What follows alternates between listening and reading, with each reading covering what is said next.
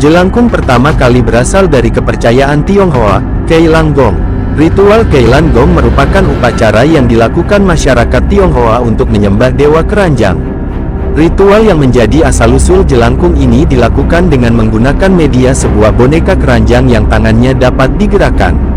Mereka memanggil dewa atau roh nenek moyang mereka untuk masuk ke dalam boneka tersebut.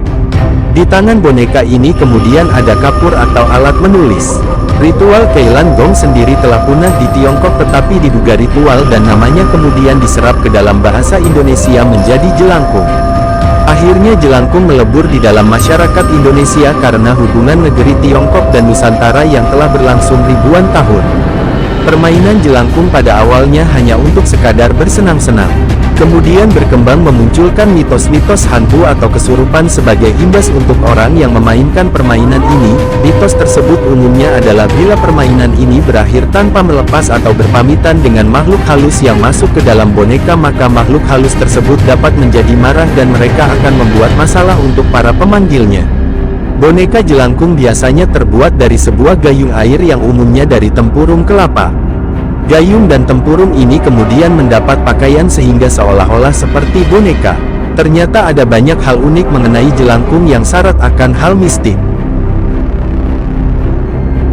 Apabila dilihat dari tujuan dilakukannya ritual jelangkung tersebut, sesungguhnya lebih tepat jika disebut dengan ritual karena dengan menyebutnya permainan seolah-olah akan menjadikan hal tersebut sebagai media untuk mempermainkan makhluk halus yang akan menimbulkan respon berbahaya bagi para pemain ritual jelangkung.